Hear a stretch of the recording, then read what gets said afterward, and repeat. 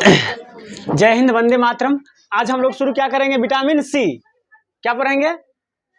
Vitamin C. चलिए, ये vitamin E है भाई, डी है, ये यहां से ना सबसे पहले, चलिए यहीं से पढ़ेंगे हम लोग। चलिए, इससे पहले कुछ बतलाइए। जवाब दो, बताइए, जवाब दो, सब बताएगा। बताइए, विटामिन ए का रासायनिक नाम बोलो। क्या होता है? रेटिनॉल। क्या होता है? रेटिनॉल।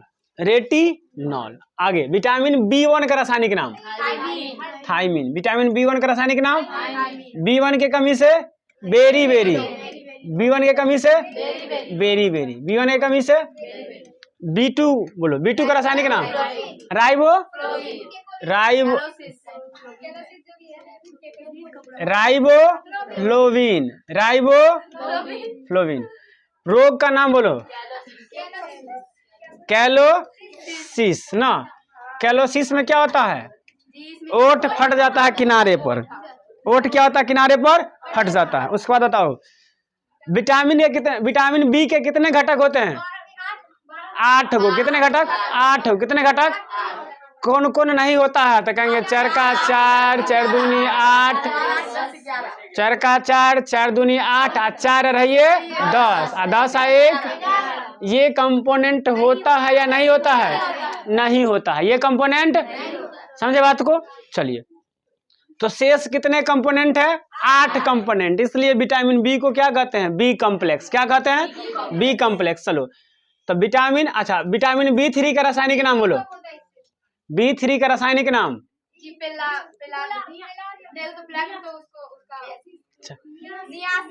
क्या है? नियासिस। नियासिन होता है ना। चलिए, इससे कौन सा रोग होता है? D3 ना। फेलग्रा होता है। क्या होता है? फेलग्रा ना। 3 गो डी होता है ना क्या देख के बोल रहे हैं? चलिए, आगे पढ़ लेते हैं हम लोग। हल्ला नहीं कोई करेगा।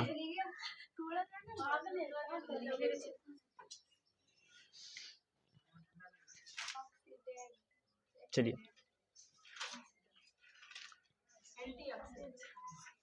आज हम लोग पढ़ेंगे विटामिन सी के बारे में। किसके बारे में? विटामिन सी के बारे में।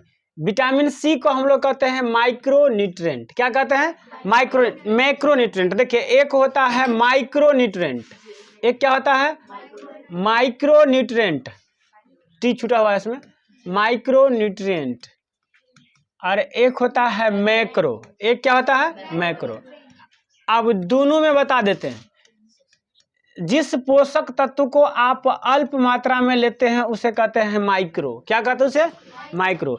और जिसे आप अत्यधिक मात्रा में लेते हैं उसे क्या कहते हैं? मैक्रो। देखिए, मैक्रोन्यूट्रिएंट हम लोग मैक्रोन्यूट्रिएंट ग्राम में लेते हैं। किसमें? ग्राम में। जैसे कि 10 ग्राम, 20 ग्राम।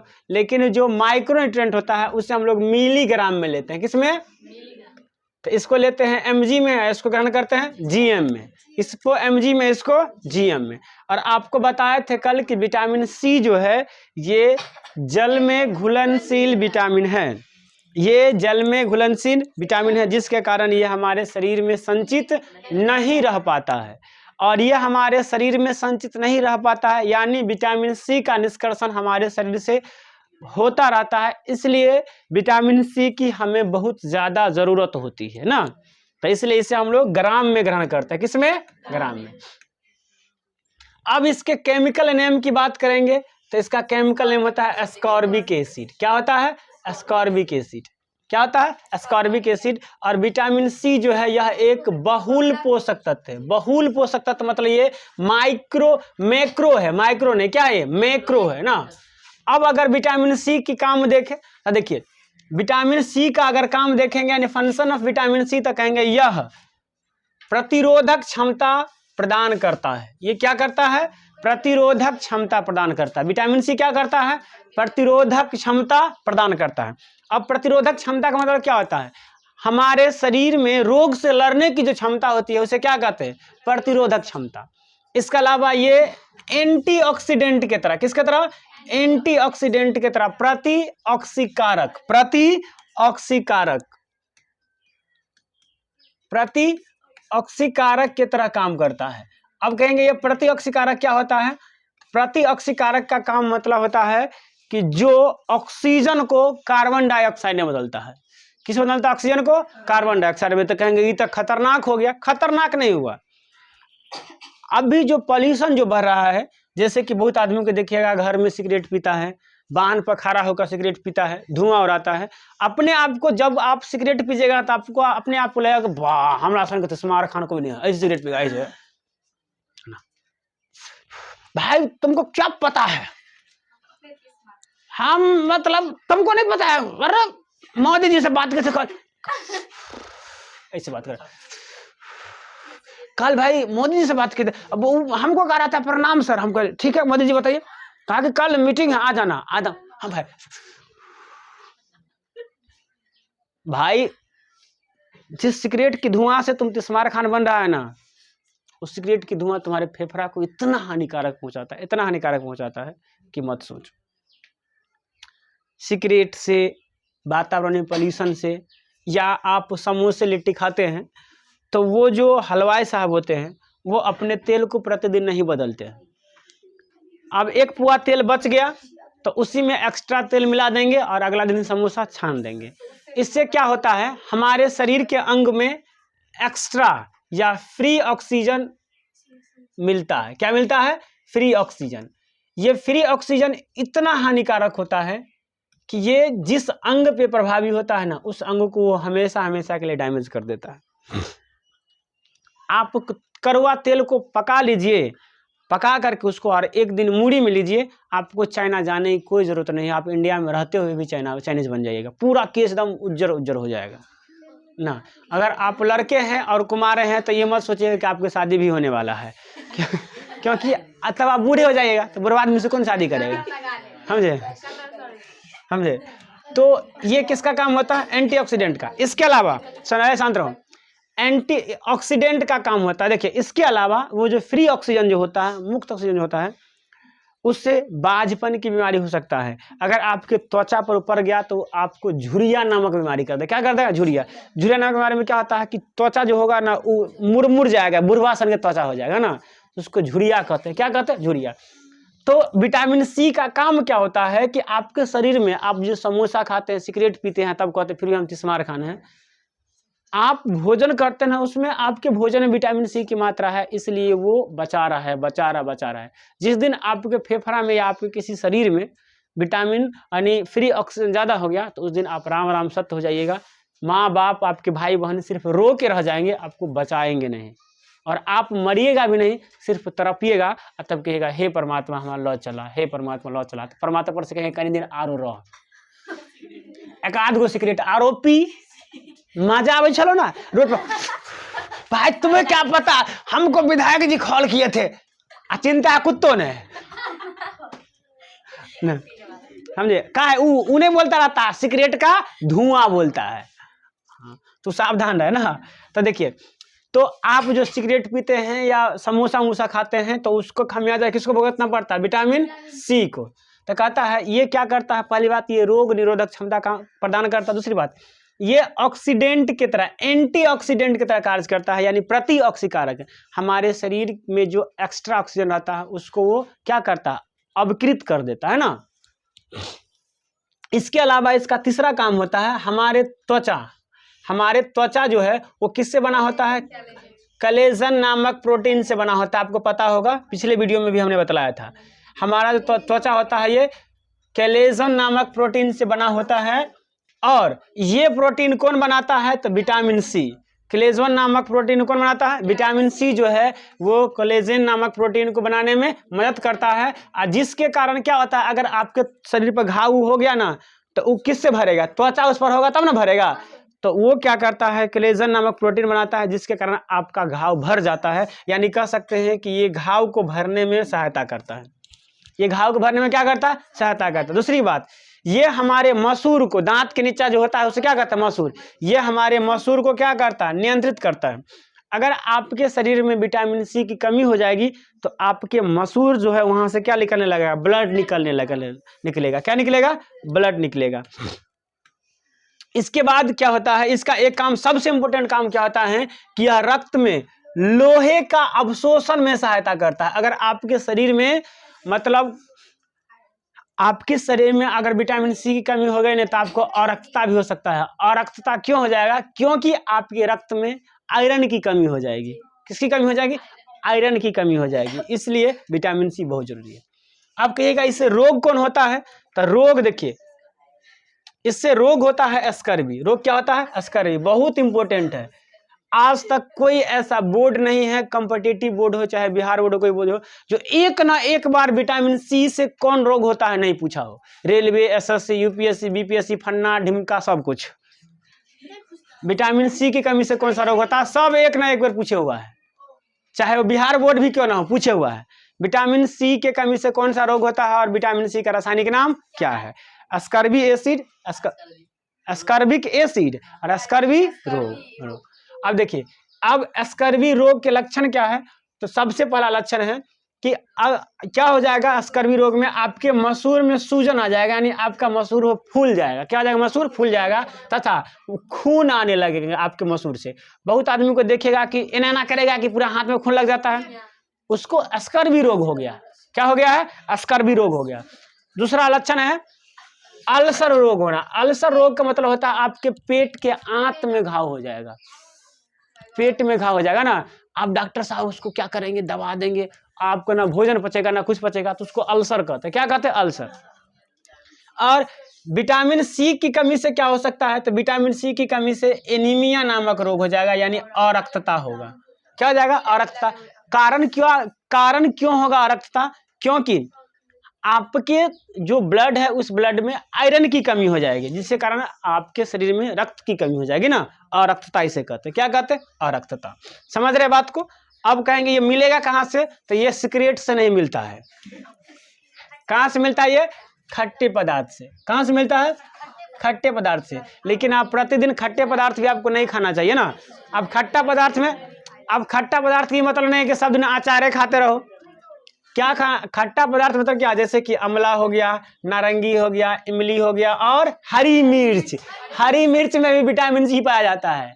हरी मिर्च में विटामिन ए भी पाया जाता है और विटामिन सी भी पाया जाता है। याद रखना, हरी मिर्च, ललका मिर्चा सुखलका मिर्चा खाने से कोई फायदा नहीं होता है। हरी मिर्च खाओ ना। समझ गए? तो बताओ, सुनो, विटामिन सी का रासायनिक नाम बोलो। अस्कर्बिक एसिड। और विटामिन सी से होने वाला रोग अस्कर्वी रोग। ये किसके तरह काम करता है? एंटीऑक्सीडेंट के तरह। किसके तरह? एंटीऑक्सीडेंट के तरह, प्रतिऑक्सीकारक के तरह काम करता है। कोई दिक्कत? अब इसके बाद आता है विटामिन डी। क्या आता है? Vitamin D. विटामिन डी को हम लोग कहते हैं सनशाइन विटामिन। क्या कहते हैं? Sunshine vitamin. क्यों कहते हैं इसे सनशाइन विटामिन? क्योंकि ये हमको कहाँ से मिलता है? सूरज के प्रकाश से प्राप्त होता है। दुनिया का इकलौता विटामिन का नाम बताइए जो सूरज के प्रकाश से प्राप्त होता है? Vitamin D. कौन? विटामिन डी ना। अब देखिए, इसका रासायनिक नाम क्या होता है? कैल्सीफेरॉन। इसका रासायनिक नाम क्या होता है? कैल्सीफेरॉल। क्या आता है? कैल्सीफेरॉल। अब इसका रासायनिक नाम चूंकि कैल्सीफेरॉल है, इसका मतलब ये कैल्शियम से संबंधित है। किससे संबंधित है? नाम से देखो, नाम क्या है? कैल्सीफेरॉल। कैल्सीफेरॉल। तो ये किससे संबंधित हो गया? कैल्शियम से। नाम पड़ गया रेटिनॉल। किससे संबंधित हो गया? रेटिना से। किससे संबंधित हो गया? रेटिना से। और रेटिना कहाँ होता है? आंत में। आंख में। आंख में। आंख में। हाँ, हमको लगा कि आंत में होता है, आंख में होता है। कहाँ होता है? आंख में। चलिए अब सुनिए, इसका काम देखिए। तो कहता है यह दांत तथा हड्डियों में कैल्शियम को अवशोषित करने में सहायता करता है ना। ये हमारे दांत में भी या हड्डियों में, दांत या हड्डियों में किसके अवशोषण में मदद करता है? कैल्शियम के अवशोषण में मदद करता है। और देखिए, अगर आपके दांत या हड्डी में कैल्शियम की अवशोषण क्षमता ज्यादा है तो कैल्शियम जो है वो हमारे हड्डी को मजबूती प्रदान करता है। क्या प्रदान करता है? मजबूती प्रदान करता है। हमारे दांत को मजबूती प्रदान करता है। तो कहेंगे ये हड्डियों को क्या करता है? मजबूती प्रदान करता है। देखिए, कहेगा हड्डी बनता नहीं है, हड्डी को मजबूती प्रदान करता है विटामिन डी ना। अब हड्डी को ठीक से बैठे, अरे ठीक से बैठो। कैल्शियम, देखिए कैल्शियम हमारे हड्डी को निर्माण नहीं करता है, बल्कि कैल्शियम हमारे हड्डी को मजबूती प्रदान करता है। और कैल्शियम के अवशोषण को, हड्डी में कैल्शियम के अवशोषण में सहायता कौन करता है? Vitamin D. विटामिन डी, इसलिए विटामिन डी हमारे हड्डी को मजबूत करता है, मजबूती प्रदान करता है। अब जरा देखिए यहाँ पर कुछ स्ट्रक्चर देखिए। अब सुनिए, सोर्स क्या होता है? सनलाइट ना, सनलाइट इसका मुख्य स्रोत क्या है? सनलाइट। अब देखिए सनलाइट में क्या होता है? एक पाराबैंगनी किरण। सनलाइट में क्या होता है? पाराबैंगनी किरण। ये पाराबैंगनी किरण कहाँ पड़ता है? हमारे स्क्रीन पर, स्किन पर, स्क्रीन कहते हैं, स्किन पर, त्वचा पर। हमारा स्किन जो होता है उसमें एक खास प्रकार के एक प्रोटीन कहिए या तत्व कहिए, ये पाया जाता है डिहाइड्रो क्या है?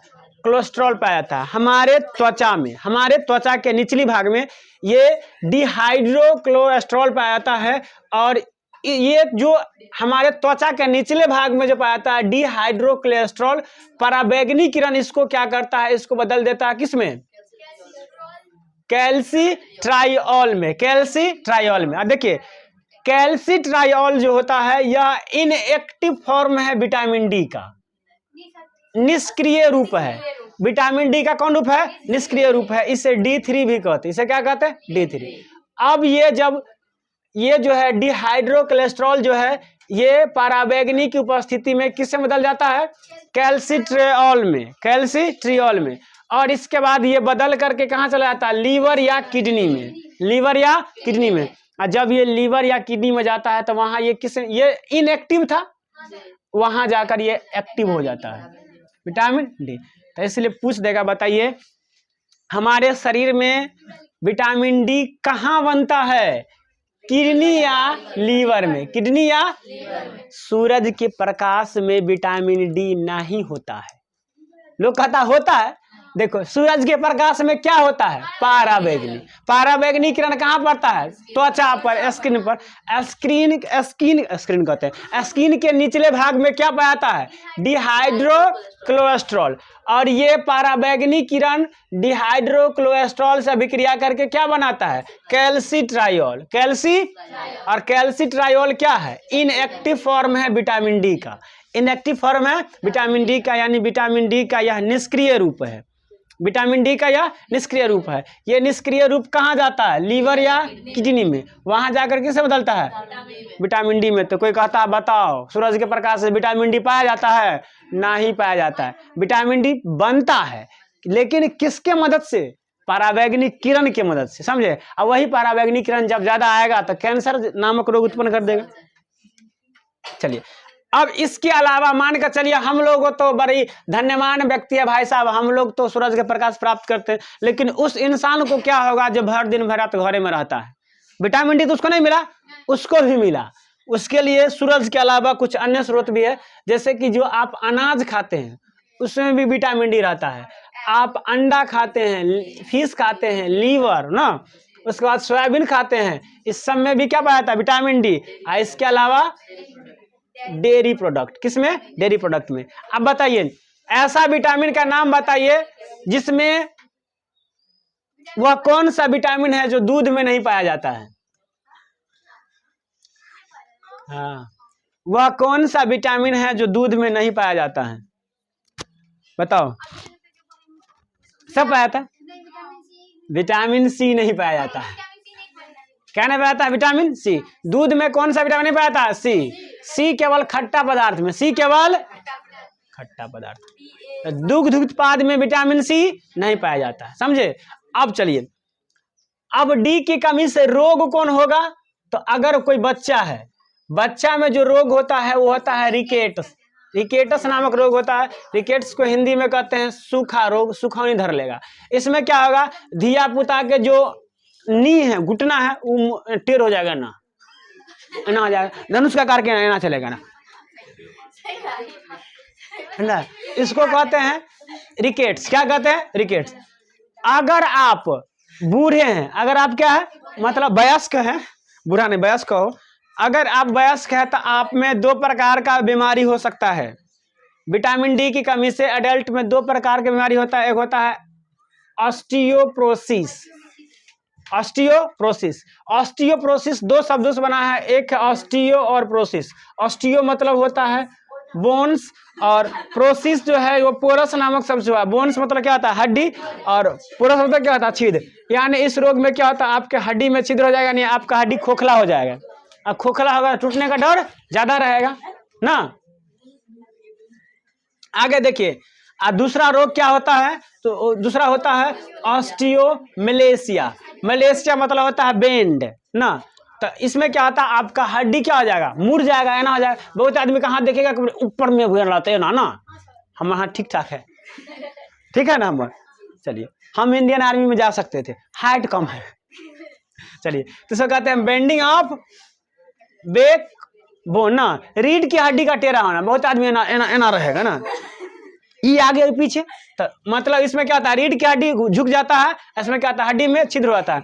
ये दो रोग याद रखेंगे, ऑस्टियोप्रोसिस में हड्डी में छिद्र, ऑस्टियोप्रोसिस में हड्डी में छिद्र, और ऑस्टियोमलेशिया में बैकबोन की हड्डी टेढ़ा होना। अब देखिए, एक बात थोड़ा याद रखेंगे, देखिए हड्डियों का अध्ययन क्या आता है, ऑस्टियोलॉजी। हड्डियों का अध्ययन क्या कहलाता है, ऑस्टियोलॉजी। ये बायोलॉजी का पार्ट है, लेकिन बायोमोलिक्यूल में पढ़ रहे हैं। चलिए, अब यहां से आ गया विटामिन ई। विटामिन ई जो है ये क्या है, वसा में घुलनशील है। विटामिन ई क्या है, वसा में घुलनशील है। ये बताओ, ये हमारे शरीर में संचित रहेगा कि नहीं रहेगा, रहेगा। ये हमारे शरीर में संचित रहेगा। क्यों, क्योंकि ये हमारे यूरिन के द्वारा ट्रांसमिटेड नहीं होगा, नहीं निकलेगा ना। अब चलिए, तो ये है वसा में घुलनशील। ये क्या है, वसा में घुलनशील। तो इसको कम मात्रा में लेंगे तो चलेगा, यानी ये जो है ये है माइक्रोन्यूट्रिएंट। ये क्या है, माइक्रोन्यूट्रिएंट है। अभी जस्ट बताए थे, यानी इसकी मात्रा जो है हम किस में लेते हैं, ग्राम में कि मिलीग्राम में, मिलीग्राम में। किस में लेते हैं, मिलीग्राम में लेते हैं। अब देखिए, इसे हम लोग कहते हैं टोकोफेरॉल। क्या कहते हैं, टोकोफेरॉल। और विटामिन डी को क्या कहते हैं, कैल्सीफेरॉल। विटामिन डी को कैल्सीफेरॉल और विटामिन ई को टोकोफेरॉल। इसका वर्क क्या होता है, तो ये भाई साहब ये पूर्णतः एंटीऑक्सीडेंट की तरह काम करता है। अभी जस्ट आपको बताए थे विटामिन सी में, विटामिन सी भी थोड़ा मोड़ा एंटीऑक्सीडेंट की तरह काम कर लेता है, लेकिन इसका फुल्ली काम यही होता है, ये एंटीऑक्सीडेंट की तरह ही काम करता है। अब जरा सुनिए, देखिए, अब जैसे आपके शरीर में बताए थे मुक्त ऑक्सीजन के स्रोत कौन कौन हो सकते हैं। पॉल्यूशन के कारण आप जब धूम्रपान करते हैं, तिस्मार खान बनते हैं, हमरा से ना, हमसे मदे जब में लथा कलखुना गाठा ना, तो आप नहीं बोलते हो, कौन बोलता रहता, सिगरेट के धुआं। तो उस सिगरेट के धुआं से आपके मुंह से निकलता है कि हमको मोदी जी कॉल किए हुए थे, आपके फेफड़ा मुंह जाता है, तो क्या बन जाता है, मुक्त ऑक्सीजन। तो देखिए, पॉल्यूशन से मतलब प्रदूषण से, धूम्रपान से, या यूज्ड ऑयल मतलब उस पकौड़ा उस तेल में छान लिए, काल फिर से उसी तेल में पकौड़ा छाने, और फिर परसों भी उसी तेल से पकौड़ा छाने, तो उस तेल से क्या प्राप्त होगा, मुक्त ऑक्सीजन। और ये क्या होता है, ये हमारे अंग को क्या करता है, डैमेज कर देता है, क्षतिग्रस्त कर देता है। अब देखिए, मुक्त ऑक्सीजन से रोग कौन कौन हो सकता है। इस मुक्त ऑक्सीजन से रोग कौन कौन होगा, तो अगर मुक्त ऑक्सीजन आपके आंख पर पड़ गया तो समझ जाना मोतियाबिंद हो लेते।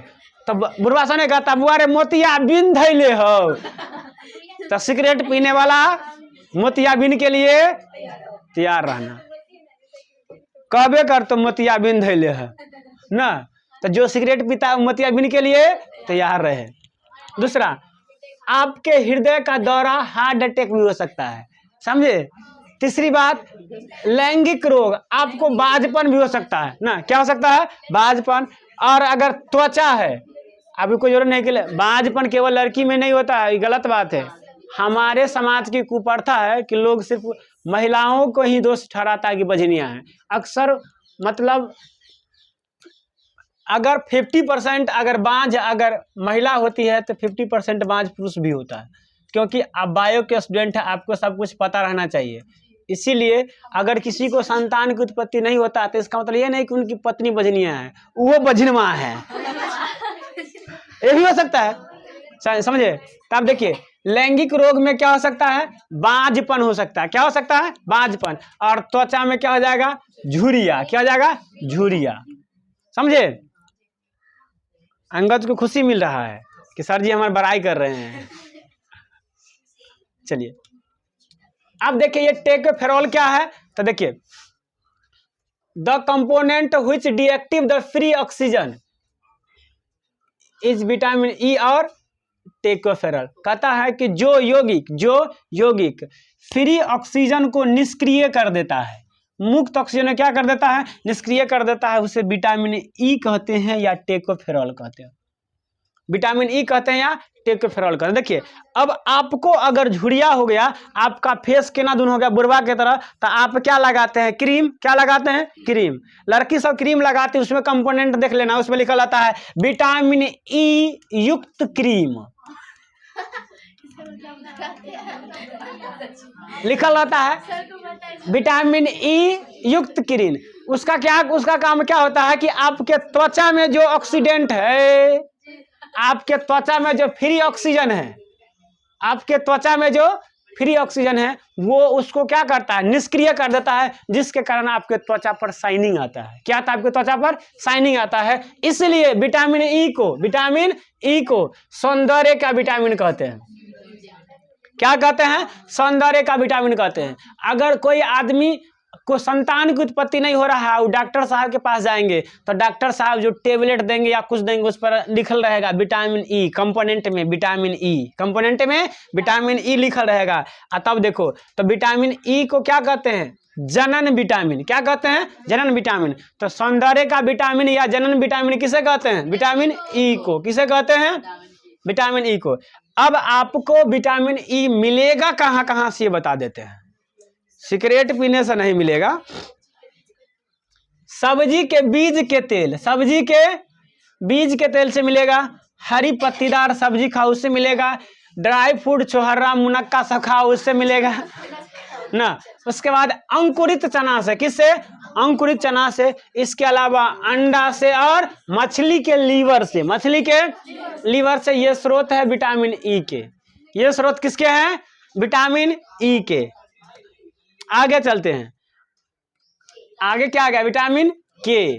क्या आ गया, विटामिन के। सुनो विटामिन के क्या आ गया, विटामिन के। विटामिन के का रासायनिक नाम बोलो, फाइलोक्विनोल या क्या कहते हैं, नेफ्थोक्विनोल। अब देखिए विटामिन डी जो है वो हमारे हड्डी को मजबूती प्रदान करता था, क्योंकि विटामिन डी की मदद से हमारे हड्डी में कैल्शियम को अवशोषित करने का क्षमता बढ़ जाता है ना। लेकिन विटामिन डी का काम क्या है, तो सबसे पहला काम ये रक्त को थक्का जमने में सहायता करता है। ये रक्त को थक्का जमने में क्या करता है, सहायता करता है। इसके अलावे विटामिन के का काम क्या होता है, तो कहेंगे विटामिन के ऑस्टियोकैल्सिन का निर्माण में सहायता करता है, जो हड्डियों का निर्माण करता है। बताओ ऑस्टियोकैल्सिन किससे बनता है, विटामिन के से। किससे, विटामिन के से। और त्वचा बनाने में कौन मदद करता है, विटामिन सी। हड्डी बनाने में कौन मदद करता है, विटामिन के। हड्डी बनाने में विटामिन के, त्वचा बनाने में हड्डी को मजबूत बनाने में, अगर हड्डी को स्टील बॉडी बनाना है तब विटामिन डी। भर दिन सूरज में बैठल रहना, एकदम काला कलूटा हो जाएगा, कोई आएगा देख के भाग जाएगा ना, समझे। चलो तो देखो यहाँ देखो, उसका हल्ला नहीं कोई। देखो कहता है विटामिन के शरीर में स्वयं बन सकता है। विटामिन के कैसे बन सकता है, स्वयं बन सकता है। या हमारे यकृत में यानी लीवर में, बिक्र यानी किडनी में, तथा बड़ी आंतें बनता है। इससे पहले बताए थे लीवर में और बिक्र में कौन बनता है, विटामिन डी। कौन बनता है, विटामिन डी नहीं बनता है। किडनी एवं लीवर में कौन बनता है, विटामिन डी। अब सुनिए, अब इसकी कमी से क्या हो जाएगा, सुनो। विटामिन के की कमी से रक्त का थक्का जमना कम हो जाता है। अब तब क्या होगा, आपको कनको हाथ उठ कट गया था, खून एकदम बहने लगा, कितबो जानते आप बंदे नहीं होगा ना, इसलिए विटामिन के भी बहुत जरूरी है। अब कहेंगे मिलेगा कहाँ कहाँ से, देखो हरी पत्तीदार सब्जी से, देख रहा हरी पत्तीदार सब्जी कितना इंपॉर्टेंट है, फूल गोभी से, पत्ता गोभी से, मछली के लीवर से, अंडा से और ड्राई फ्रूट से, छुहरा मुनक्का से ना।